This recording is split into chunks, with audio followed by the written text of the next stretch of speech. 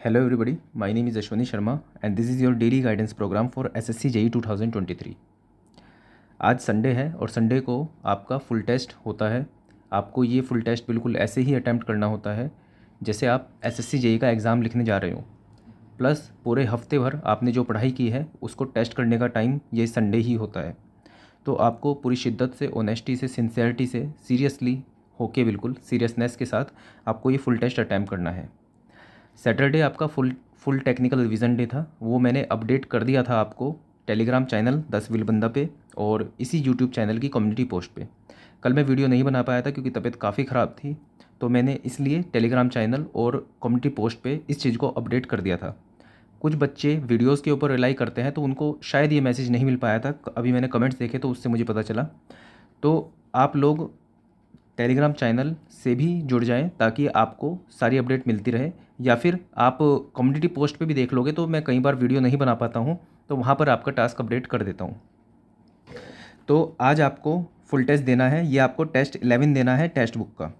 अब ज़रूरी नहीं कि आप टेक्स्ट बुक ही परचेज़ करो, आपके पास आपने जो भी टेस्ट सीरीज़ ख़रीद ली है सभी टेस्ट सीरीज़ अच्छी हैं, उसका आपको कोई भी फुल टेस्ट अटैम्प्ट कर लेना है। अगर आपके पास कोई टेस्ट सीरीज़ नहीं है तो टेक्स्ट बुक की ही परचेज़ करना। इसके फ़ायदे मैं पहले ही बता चुका हूँ आपको। तो टेक्स्ट बुक की टेस्ट सीरीज़ परचेज़ करने के बाद उसमें आप SSC JEE 2023 टेस्ट सीरीज़ को सर्च करोगे तो वहाँ पे आपको टेस्ट 1 बाय 1 दिख जाएंगे, फुल टेस्ट 1 बाय 1 दिख जाएंगे आपको। तो उसमें आपको टेस्ट 11 अटैम्प्ट करना है।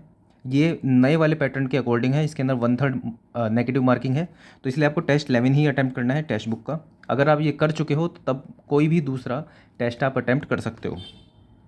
अब जिन बच्चों के पास टेक्स्ट बुक की टेस्ट सीरीज़ नहीं है वो इन दोनों कोड का यूज़ करेंगे तो आपको वैसे भी बहुत सस्ती है, तो 10% और डिस्काउंट मिल जाएगा। तो इन कोड्स का आप यूज़ कर सकते हो टेस्ट सीरीज़ ख़रीदने के लिए। तो ये आपका हो गया कल का स्केड्यूल। अब काफ़ी बच्चों की संडे को छुट्टी होती है, काफ़ी लोग जॉब में भी हैं, तो ऐसा नहीं आपको करना है कि सिर्फ एक टेस्ट दो पूरे दिन भर का और उसमें ही आपको सेटिस्फाई हो जाओ आप कि सिर्फ एक टेस्ट दे दिया मैंने, ऐसा नहीं हो सकता। तो कल का दिन आपका सिर्फ फुल टेस्ट डे नहीं होगा, आपको जो फुल टेस्ट दिया है उसको पूरा एनालाइज भी करना है।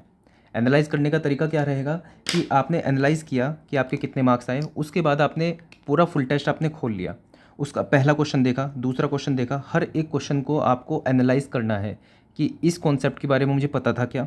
अगर नहीं पता था तो हम उस कॉन्सेप्ट को सीखेंगे तभी के तभी। अगर हमें उसके बारे में, कॉन्सेप्ट के बारे में पता था, उसमें मैंने नहीं कर पाया उसको, उस क्वेश्चन को, तो उसका कॉन्सेप्ट तभी के तभी देखेंगे, उसको रिवाइज़ करेंगे। तो मतलब आपको रिवीजन भी करना है और साथ में कॉन्सेप्ट सीखने भी हैं। रिवीजन उन चीज़ों का जो आप पढ़ चुके हो और आप नहीं कर पाए क्वेश्चन, कॉन्सेप्ट जो आप नहीं कर पाए क्वेश्चन, उनके कॉन्सेप्ट भी आपको कल ही सीखने हैं। एक और चीज़ आप इसके अंदर ध्यान रख सकते हो कि कुछ क्वेश्चन ऐसे होते हैं जो 20% से कम बच्चे ही कर पाते हैं, तो वो आपके पास चॉइस है कि उन क्वेश्चन को आप अभी के लिए छोड़ सकते हो। जो क्वेश्चन 20% से ज़्यादा बच्चे कर पाए हैं उनको आपको देखना है। 20% से ज़्यादा बच्चे कर पाए हैं इसका मतलब वो क्वेश्चन थोड़े एवरेज हैं, लेकिन वो आप नहीं कर पाए क्योंकि आपने उतनी अच्छी मेहनत नहीं करी थी।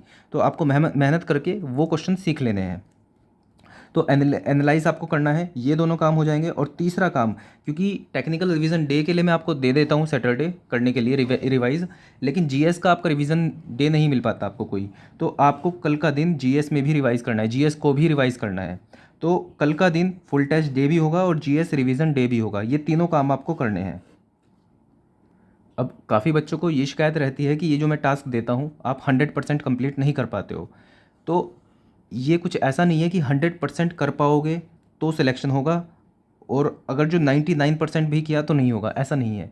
ये सब चीज़ें ऐड ऑन होंगी आपकी आपकी स्किल्स के एक बॉक्स में, आपके कॉन्सेप्ट के बॉक्स में, कि आपने कितने कॉन्सेप्ट्स इसके अंदर भर लिए, कितनी स्किल्स आपने भर ली, आपने कितने क्वेश्चंस की प्रैक्टिस कर लिया। ये बॉक्स में कितने आपने क्वेश्चंस डाल दिए अपने कि आपने इतने क्वेश्चंस प्रैक्टिस कर लिए, तो ये आपको फिल करने हैं ये सभी बॉक्स, इस तरह से धीरे धीरे पढ़ाई करके। अब ऐसा हो सकता है कि आप 80% ही टास्क कर पाओ, ऐसा हो सकता है कि आप 50% ही टास्क कर पाओ। ये इस पर भी डिपेंड करेगा कि मान लो आप बिल्कुल न्यू भी हो, अभी से आपने स्टार्ट किया है, ये जो 100%, ये जो मैं टास्क दे रहा हूँ आपको, आपने पूरी मेहनत की तब भी आप 50% ही कर पाए। उसका कारण ये रहेगा कि जैसे मैं चैप्टर्स देता हूँ आपको तो वो नए होते हैं लगभग आपके लिए, तो आपको उसमें ज़्यादा टाइम लग जाता है। तो इसमें यह नहीं सोचना है कि इस एक चैप्टर को करने में ही मेरा काफ़ी टाइम लग गया। हाँ, बस इतना आपको ध्यान रखना है कि अगर आप ये अप्रोच रखोगे कि अगर जो मैंने तीनों 3 चैप्टर दिए हैं, चैप्टर 1, चैप्टर 5 और चैप्टर 7, मान लो ये 3 चैप्टर दिए मैंने, तो आपको ये नहीं करना है कि पूरा दिन लगा के चैप्टर 1 कंप्लीट कर लिया। आपको बस ये करना है कि तीनों को टाइम अलॉट कर देना है और तीनों को एक बार ही पढ़ लेना है उस टाइम के अंडर। ऐसा नहीं कि तीनों चैप्टर कंप्लीट कर पाओगे, और ऐसा भी नहीं करना है कि सिर्फ एक ही चैप्टर कंप्लीट कर लो। आपको बस इतना करना है कि तीनों चैप्टर का आपने टाइम अलॉट किया और उसके हिसाब से तीनों चैप्टर को आपने पढ़ लिया। तीनों ही चैप्टर कंप्लीट नहीं किए आपने, लेकिन तीनों चैप्टर के बारे में कुछ कुछ सीख लिया। जब अगली बारी वो चैप्टर आएगा तो आप उसका कुछ पार्ट कर पाओगे और एक रिवीजन करने का मौका मिलेगा आपको, पुरानी चीज़ें जो आपने सीखी है, और नई चीज़ें सीखने का भी मौका मिलेगा जब आप दूसरी बार उस चैप्टर को देखोगे। और दूसरा ये कि अगर जो आपने चैप्टर को थोड़ा देख लिया तो उसके बेसिक्स आप कर पाओगे। अगर डायरेक्ट बेसिक्स का क्वेश्चन आ गया तो आप डायरेक्टली कर पाओगे, जबकि अगर जो सिर्फ एक चैप्टर करते तो बाकी के बेसिक क्वेश्चन आप छोड़ देते अगर एग्ज़ाम में आता। तो ये आपकी अप्रोच रहेगी। ये पूरी जितनी भी मेरी गाइडेंस प्रोग्राम है वो उसके अंदर यही है कि आप सब चीज़ों को एटलीस्ट एक टच करो, सरफेस से ही टच करो, ताकि बेसिक क्वेश्चन तो आप बना ही पाओ एग्ज़ाम में। तो ये तो आज का आपका टास्क है। कल को मेरा एग्ज़ाम भी है, लेकिन फिर भी ये वीडियो बनाई जा रही है तो इस वीडियो की वैल्यू को भी समझना, और ये वीडियो इसलिए बनाई जा रही है ताकि आपकी डेली पढ़ाई हो सके। ठीक है, तो ये मेरे एफ़र्ट्स हैं आप लोगों के लिए। बस इस एफ़र्ट्स की रेस्पेक्ट सिर्फ आप एक तरह से कर सकते हो कि आप अपनी पढ़ाई डेली बहुत अच्छे से करो। तो अब आपकी क्वेरीज़ के बारे आते हैं। आपने जो भी क्वेरीज़ पिछली वीडियो के कमेंट्स में पूछी हैं उनको देख लेते हैं। अच्छा, मैंने पिछली बार बोला था कि आप सिविल इंजीनियरिंग के डाउट्स भी पूछ सकते हो, तो आज तो मैं उनको क्लियर नहीं कर पाऊँगा क्योंकि कल को मेरा एग्ज़ाम है, मुझे थोड़ा सा देखना पड़ेगा उनको डाउट्स को क्लियर करने के लिए। मैं जनरल क्वेरीज़ हैं आज वो ले लेता हूँ। एक क्वेश्चन है कि आप जो टास्क देते हो सेम टू सेम वही क्वेश्चन जो मैंने अभी एक्सप्लेन किया, कंप्लीट नहीं हो पाता है, 2.5 घंटे एक सब्जेक्ट में लग जाते हैं, टाइम मैनेजमेंट कैसे करें सारे सब्जेक्ट्स को। अगर 1 घंटा टेक्निकल के एक सब्जेक्ट को दें तो जो क्वेश्चन एसएससी पीवाईक्यू में होते हैं वो कंप्लीट नहीं हो पाते। प्लीज़ सजेशन एंड रीजनिंग में हर चैप्टर के आगे काफ़ी टाइप्स हैं, तो हर टाइप के 5 क्वेश्चन करने हैं या किसी एक टाइप के 5 क्वेश्चन। चलो पहले तो इसको बता दूं मैं, जो चैप्टर्स हैं 1 2 3 4, जैसे कोडिंग डिकोडिंग हो गया, सीरीज़ हो गया, ठीक है, और एम्बेडेड फिगर हो गया, मिरर इमेज हो गई, तो इस टाइप के इनके 5 क्वेश्चन करने हैं। ऐसे नहीं कि टाइप की कोडिंग के भी 10 तरह के टाइप होंगे, ऐसा नहीं है कि 10 तरह के टाइप के 5-5 क्वेश्चन करोगे, इतने क्वेश्चन नहीं कर पाओगे। सिर्फ कोडिंग के 5 क्वेश्चन कर लो। हाँ, ऐसा हो सकता है कि कोडिंग के 5 टाइप हैं मान लो, तो एक दिन पहले दिन इसके 5 क्वेश्चन कर लिए, दूसरे दिन इसके 5 क्वेश्चन कर लिए। ये तो आपका डाउट क्लियर हो गया होगा। आते हैं दूसरे डाउट पे कि मैंने जैसे आपको टास्क दिया, मैंने आपको टास्क दिया आरसीसी का बीम, ठीक है, सर्वे का लीनियर मेजरमेंट, और आपको मैंने एनवायरनमेंट का दे दिया वाटर क्वालिटी पैरामीटर, ठीक है। साथ में मैंने आपको टेक्निकल बूस्टर भी दे दिया, मान लो ये मैंने आपको दिया एफएम का, ठीक है। इसके साथ साथ जीके का आपका टास्क होता है और साथ साथ रीजनिंग का आपका टास्क होता है। अब देखो, मैं इस हिसाब से बता रहा हूँ आपको कि आप फुल टाइम स्टूडेंट हो तो एटलीस्ट 10 घंटे की पढ़ाई होनी चाहिए आपकी। और ये समझो कि अगर आपने अपना टाइम बांट दिया इन सबको तो आपको ऐसा महसूस होगा कि 10 घंटे भी कुछ नहीं है। स्टार्ट करते हैं। जीके में 4 पार्ट्स होते हैं, अगर आप 30 मिनट्स भी दोगे इसको तो 2 घंटे आपके लग जाते हैं जीके पार्ट में, ठीक है। आगे चलते हैं। रीजनिंग 1 से 1.5 घंटा, ज़्यादा नहीं देना है, 1 से 1.5 घंटा काफ़ी है, लेकिन देना ज़रूरी है क्योंकि इसके 50 नंबर अलग से हैं और इसके सॉलिड 50 नंबर है। जीके में फिर भी आपको दगाबाजी मिल सकती है कि आप जितना पढ़ाई करो उतने मार्क्स ना आए, लेकिन रीजनिंग में तो ज़रूर आएंगे, ठीक है। तो इसलिए रीजनिंग को तो 1 से 1.5 घंटा देना ही देना है, भले ही जीके ना पढ़ो, ठीक है। इसमें 1 से 1.5 घंटा हो गया, तो मतलब ये 2 3 साढ़े तीन, चलो 4 घंटे मान लिए हमने इसको, तो 4 घंटे तो आपके नॉन टेक्निकल में चले गए। आपको 6 घंटे तो इसको देने पड़ेंगे, ठीक है। अब 6 घंटे से आपको ज़्यादा ही लगने वाले हैं इसके अंदर। तो मैं अपना बता देता हूँ, जैसे मैं टेक्निकल बूस्टर करता था या फिर करता भी हूँ अभी, तो एफएम छोड़ो, कोई भी सब्जेक्ट में लगभग मुझे 2 से 2.5 घंटे लग जाते हैं टेक्निकल बूस्टर को पूरा कंप्लीट करने में, पहले चैप्टर से 10-12 चैप्टर जितने भी होते हैं उनमें। लेकिन मैं थोड़ा सा ऐड ऑन ये करता हूँ, मैं 10 क्वेश्चन नहीं करता, मैं कई बार ऐसा होता है थोड़ा सा खींच के 15-20-25 क्वेश्चन भी कर देता हूँ हर चैप्टर के, लेकिन 2 से 2.5 घंटे में मैं टेक्निकल बूस्टर पूरा कर लेता हूँ। आपको सिर्फ 10-10 क्वेश्चन करने हैं, आप 2 घंटे मान के चल सकते हो टेक्निकल बूस्टर में, ठीक है। और इन तीनों को 2-2 घंटे कर सकते हो। 12 घंटे अगर आपने दे दिए पर डे तो ये पूरा टास्क आपका बहुत अच्छे से हो जाएगा। 12 घंटे नहीं दे सकते तो आप इसको 1.5 घंटा दे सकते हो इन सबको, तीनों चैप्टर्स को, ठीक है, तब भी चीज़ें बन जाएंगी। तो अभी इस हिसाब से देखा जाए तो 4 घंटे ये, 3 साढ़े 4 5:30 साढ़े छः घंटे ये आपका 10 घंटे का शेड्यूल है। अब आपको लग रहा है कि ये ज़्यादा टाइम है, इतना मैं नहीं दे सकता, तो आपको कटौती कहाँ करनी है? कटौती आपको सिर्फ और सिर्फ जीके में करनी है। अगर आपको लग रहा है कि मैं जीके में ज़्यादा टाइम दे रहा हूँ, तो इसको संकुचित करके, इसको छोटा करके, कि 4 अगर जो मैंने आपको टॉपिक दिए पढ़ने के लिए, इसके कुछ कुछ क्वेश्चन कर लिए, 15 मिनट देख लिए बस वो क्वेश्चन, इसके 15 मिनट देख लिए वो क्वेश्चन, बस इस तरह कर लो। इसको 1 घंटे पे ले आओ या 1.5 घंटे पे ले आओ। अगर कम करना है तो सिर्फ जीके वाला पार्ट करना है, रीजनिंग का पार्ट कम नहीं करना है और ये वाला पार्ट कम नहीं करना है। इसके अंदर तो टाइम यहाँ से लेके वहाँ बढ़ाना है। तो सबसे पहला काम आपका क्या होना चाहिए? आप रीजनिंग कर लो, क्योंकि रीजनिंग की अपनी इंपॉर्टेंस है और ये करना जरूरी है डेली। तो रीजनिंग तो आपको करना है, तो 1 घंटा आप रीजनिंग के लिए पहले सबसे पहले निकाल लो कि हाँ कम से कम एक काम तो आपका पूरा हो जाए। उसके बाद आप क्या कर सकते हो, टेक्निकल और इसमें स्विच कर सकते हो कि जैसे टेक्निकल आपने 1.5 घंटा पढ़ लिया, तो उसके साथ साथ पहला टॉपिक देख लो, तो ये इसके साथ कंबाइन हो जाएगा। अलग से आधा घंटा नहीं लगेगा इसके अंदर कि आरसीसी आपने देखा फिर थोड़ा सा रेस्ट लिया, तो उसके बाद पहले चैप्टर जो जीके के 4 चैप्टर देता हूँ मैं, उसमें से एक के कुछ क्वेश्चंस देख लिए, कुछ थ्योरी देख ली, कुछ लिख लिया उसका। ऐसा नहीं कि बिल्कुल डेप्थ में घुस जाना है आपको। मेन चीज़ यही रहेंगी, टेक्निकल और रीजनिंग। जीके को तो आपको बस इस तरह से, जैसे आप हाँ ऐसा भी कर सकते हो कि आपको एंटरटेनमेंट के लिए कुछ चाहिए होता है, तो आप जीके को एंटरटेनमेंट की तरह ले सकते हो कि आपने जैसे मान लो पहला टॉपिक मैंने आपको दिया था इंडस वैली सिविलाइजेशन, तो आपको मन नहीं कर रहा है कि आप पढ़ने का, तो आप आईवीसी की कोई वीडियो देख लो, फिर उसमें आपको जितना आइडिया लगे उतना रख लो, उतना काफ़ी है। बस इस तरह से ही चीज़ें करनी है। अगर मैं आपको बता रहा हूँ ये चीज़ कि अगर आपने सब टॉपिक, जो मैं आपको जितने भी टॉपिक देता हूँ उनके बारे में थोड़ा थोड़ा भी जान लिया, तो पेपर आपका जीके का बहुत अच्छा हो जाएगा। क्योंकि जो बहुत डेप्थ वाले क्वेश्चन होते हैं वो कोई नहीं कर पाता है। सिलेक्शन सिर्फ तभी रुकता है जब आपसे बहुत बेसिक चीज़ पूछ ली, वो आप नहीं बता पाए, और बेसिक चीज़ें ये जो ऊपर ऊपर से आप पढ़ लेते हो उसमें आ जाती है, कवर हो जाती है। तो आपको ये तो जीके के लिए अलग से टाइम ना निकालो, तो ये कर सकते हो। जैसे आरसीसी पढ़ा, अब ब्रेक लिया आपने बीच में, तो आप वीडियोस जो दूसरी एंटरटेनमेंट की देखते हो, उसको बिल्कुल अभी टाटा बाय बाय कर दो अपने एग्जाम तक। ये चीज़ एक कमिटमेंट लो खुद से कि मैं आज से एंटरटेनमेंट की कोई वीडियो नहीं देखूंगा। अगर मुझे एंटरटेनमेंट की कोई वीडियो देखनी है तो मैं जीके की कोई वीडियो देख लूँगा, मैं पॉलिटी की कोई वीडियो देख लूँगा, मैं इंग्लिश की सॉरी इंग्लिश तो नहीं है आपकी उसमें, बायोलॉजी की, केमिस्ट्री, फिजिक्स, इन सब की मैं वीडियो देख लूँगा। ये आप रख सकते हो। और मुझे लग रहा है कि अगर आपने ये कमिटमेंट कर ली, मैं भी ये कमिटमेंट करता हूँ अपने एग्ज़ाम से पहले, कि मैं जो भी वीडियो देखूंगा वो मेरे सब्जेक्ट से रिलेटेड होगी या मेरे काम की होंगी, वही वीडियो देखूंगा, एंटरटेनमेंट की कोई वीडियो नहीं देखूंगा। तो हमें इन सब चीज़ों में भी एंटरटेनमेंट लगने लगता है। तो हाँ, इसको अलग से टाइम नहीं देना चाहते हैं तो इसको ब्रेक में डाल लोगे, तब भी चीज़ें सॉर्ट आउट हो जाएंगी आपकी। नेक्स्ट क्वेश्चन है, मैकेनिकल के बच्चों के लिए भी लाओ कुछ टेक्निकल। कैसे? देखो, मैं सिविल इंजीनियरिंग का स्टूडेंट हूँ, तो मुझे उसके टेक्निकल के सब्जेक्ट्स के बारे में नॉलेज है, मैकेनिकल के बारे में बिल्कुल ज़ीरो नॉलेज भी नहीं है। आपको भी मुझसे बहुत ज़्यादा नॉलेज होगी मैकेनिकल के बारे में, लेकिन मैंने ब्लूप्रिंट दिया हुआ है कि आपको कैसे पढ़ना है मैकेनिकल के लिए। मैंने आपको बताया है कि आपको सीधा पीवाईक्यू उठाना है। पीवाईक्यू में जैसे आपने सब्जेक्ट देखा, सबसे पहले आपके उसमें भी सोम होगा, आपने सोम देखा, उसके सोम के आपने पीवाईक्यू में आपके 10 चैप्टर हैं, तो उस 10 चैप्टर में से 3 चैप्टर ऐसे निकालो जो सबसे इंपॉर्टेंट है। ऐसे ही हर एक सब्जेक्ट के निकालो, और उन 3 चैप्टर सोम के, 3 चैप्टर फ्लूइड के, 3 चैप्टर हाइड्रोलिक मशीन के, इस तरह से हर एक सब्जेक्ट के 3 चैप्टर निकालो और उनको सबसे पहले कंप्लीट करो। इस तरह से आपको करना है स्टार्ट। और जो बाकी के चैप्टर्स हैं, जितने भी बाकी के चैप्टर बचे हुए हैं, उनके आपको एटलीस्ट पीवाईक्यू देख लेना है डेली के डेली।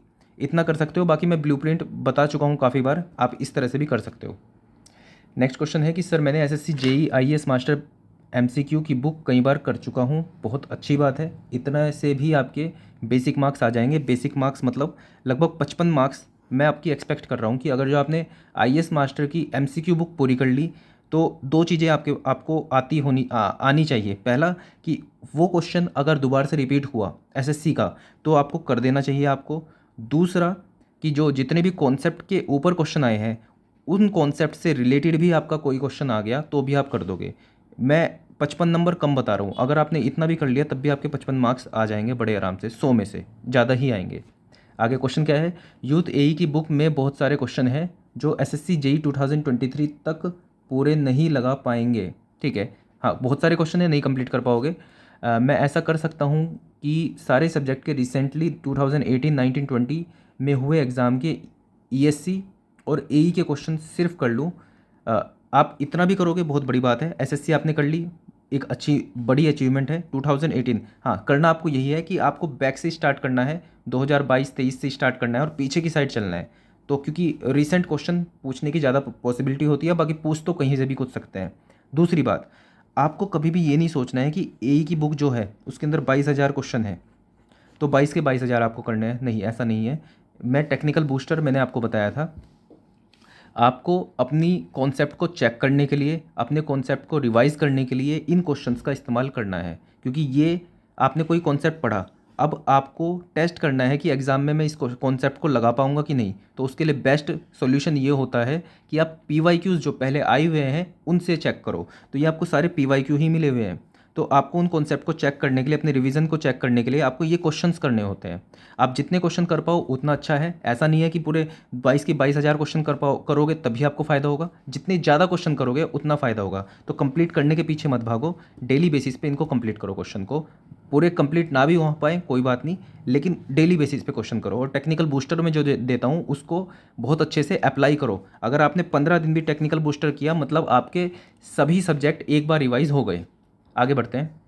नेक्स्ट क्वेश्चन है, UKPSC जेई और SSC जेई की तैयारी एक साथ हो सकती है कि सिलेबस डिफरेंट। ये क्वेश्चन अलग अलग एग्जाम से रिलेटेड पूछा गया है। पहली बात तो ये है कि आप रिस्क नहीं ले सकते हो अभी, कि आप ये नहीं कह सकते हो कि आपका किस एग्ज़ाम में होगा। पहली बात तो हाँ, ये चीज़ आप ज़रूर डिसाइड कर सकते हो कि आपके चांसेस किस में है ज़्यादा।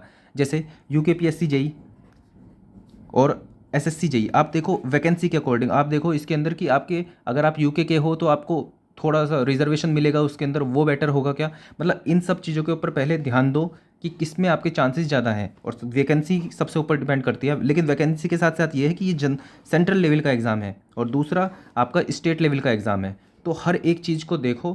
पहले तो ये देखो कि कौन से एग्ज़ाम में आपका सिलेक्शन हो सकता है, तो पहले तो फोकस उस पर करो। दूसरी बात यह है कि ऐसी ज़्यादा डिफ्रेंशिएट करने की ज़रूरत भी नहीं होती है, क्योंकि इसका मैक्सिमम, दोनों का ही मैक्सिमम जो होता है वो टेक्निकल ही होता है, और बस लगा के आपको क्वेश्चन ही करने हैं। जितने ज़्यादा क्वेश्चन करोगे तो दोनों की ही प्रिपरेशन होगी। अब UKPSC में शायद आपका जेई में भी शायद यही होगा, हिंदी इंग्लिश और जीके होगा। SSC जेई में जीके है, तो जीके टेक्निकल दोनों मैच हो गया। अब इंग्लिश और हिंदी बचा है इसके अंदर, और इसके अंदर रीजनिंग है। रीजनिंग अलग से करो, हिंदी इंग्लिश अलग से करो, कोई ऐसी बड़ी बात नहीं है, हो जाएंगी सब चीज़ें। करने लगोगे, करना चाहोगे तो सब चीज़ें हो जाएंगी। थोड़ा सा टाइम डिस्ट्रैक्शन से निकाल के हिंदी इंग्लिश रीजनिंग में लगाओगे, हो जाएंगी। बस हम अपने आप को बहलाते रहते हैं कि यार इनका सिलेबस चेंज है। 50% से ज़्यादा सिलेबस सेम है। हिंदी इंग्लिश इसमें है, इसमें रीजनिंग है, दोनों कर सकते हो करना चाहो तो। आगे बढ़ते हैं। नेक्स्ट क्वेश्चन है, सर ESC के क्वेश्चन करने हैं कि नहीं। मैं आपको बता चुका हूँ कि YCT AE जो मैंने आपको करने के लिए दी है उसमें बीच बीच में ESC के भी क्वेश्चन हैं, तो आप वो कर सकते हो। सिर्फ प्योरली ESC के क्वेश्चन करना उतना सही नहीं होगा, क्योंकि उस लेवल के क्वेश्चन आएंगे भी नहीं। उस लेवल के क्वेश्चन आएंगे तब भी टाइम इतना नहीं होगा कि आप उनको सोल्व कर पाओगे। मेंस के लिए एक्सपेक्ट कर सकते हो फिर भी, लेकिन प्री के लिए बिल्कुल भी एक्सपेक्ट मत करो। ESC का एक आधा भूला बिसरा क्वेश्चन आ जाएगा, वो इतना बेसिक होगा कि वो AE में पहले ही पूछ लिया गया होगा। ठीक है, तो आप YCT AE से ही करो, उसमें बीच में ESC के क्वेश्चन आ जाते हैं, उनको कर लेना। बाकी करना चाहो वो सब कर चुके हो तब कर सकते हो ESC। बिल्कुल प्रेफरेंस के बेसिस पे करना है आपको। SSC JEE की बुक पहले करनी है, दूसरे नंबर पे YCT AE करोगे। अब YCT AE जो होगी उसके अंदर ESC के अपने आप ही आ जाएंगे। फिर भी आपने YCT AE कर ली तो आप प्योरली ESC कर सकते हो, फिर गेट भी कर लेना करना चाहो तो ये सीक्वेंस वाइज चलेंगी चीज़ें। नेक्स्ट क्वेश्चन है, प्रिंसिपल प्लेन एंड स्ट्रेसिस। अच्छा, मैंने बोला था कि कॉन्सेप्ट सिखा दूंगा मैं, इसके ऊपर मैंने वीडियो बनाई हुई है, प्रिंसिपल प्लेन एंड स्ट्रेसिस, वो देख सकते हो आप। और स्टैटिक काइनेमेटिक डिटर्मिनेसी इनडिटर्मिनेसी, ठीक है, इसके ऊपर भी मैंने वीडियो बनाई हुई है, इसको भी देख सकते हो आप। आगे चलते हैं। Thank you sir. ऐसा 15 मिनट डेली टेस्ट लिया कीजिए। देखो मैं आपको सही बताऊँ, थोड़ा सा बता देता हूँ मैं आपको थोड़ा सा समझने में आसानी होगी। मेरा भी कल को ही एग्ज़ाम है AE का, ठीक है, उसकी तो प्रिपरेशन करी है मैंने इन सब चीज़ों के साथ साथ। अब उसके बाद 3 तारीख को मेरा पेटेंट ऑफिसर का एग्ज़ाम है, उसके अंदर मुझे इंग्लिश भी पढ़ना है, GK पढ़ना है, पेटेंट के अलग से IP के अलग से पेपर हैं, अलग से क्वेश्चन हैं वो करने हैं मुझे, रीजनिंग आएगा उसमें, एप्टीट्यूड आएगा, ये सब आएगा उसके अंदर। और सीट्स कितनी है, सिर्फ 4 सीट है जनरल की। उसके लिए मुझे कॉम्पीट करना है। पूरे दिन भर पढ़ता हूँ मैं, साथ में ये भी चीज़ साथ में चलती है। अब जैसे मैं ये वीडियो बना रहा हूँ, ये 20 मिनट की वीडियो बनेगी, तो लगभग मेरा 2.5 से 3 घंटे तो इसमें लगने वाले हैं। तो इसलिए मैं कहता हूँ कि ये वीडियोस बिल्कुल प्योरली आप लोगों के लिए बन रही है, ताकि आपकी लगातार पढ़ाई हो। और बीच में अगर मैं कुछ ऐसा एक्स्ट्रा कर देता हूँ, जैसे मैंने एक मिनी टेस्ट ले लिया था आप लोगों का, आपकी नॉलेज को एनहेंस करने के लिए, आपकी नॉलेज को चेक करने के लिए, तो वो एक बोनस था, वो मैंने कर दिया था। ऐसे ही जब जब मुझे टाइम मिलता रहेगा मैं करता रहूँगा। कभी टाइम नहीं मिलेगा तो मैं आपको डायरेक्टली सिर्फ टास्क ही दे दिया करूँगा। तो ये मेरे एफर्ट्स हैं। आई होप आप इन सब चीज़ों को बहुत अच्छे से समझोगे भी और मुझे सपोर्ट भी करोगे इस चीज़ के लिए, ताकि मैं अपने एग्ज़ाम भी कवर कर पाऊँ। तो आज के लिए इतना ही। That's all for this video. Thank you.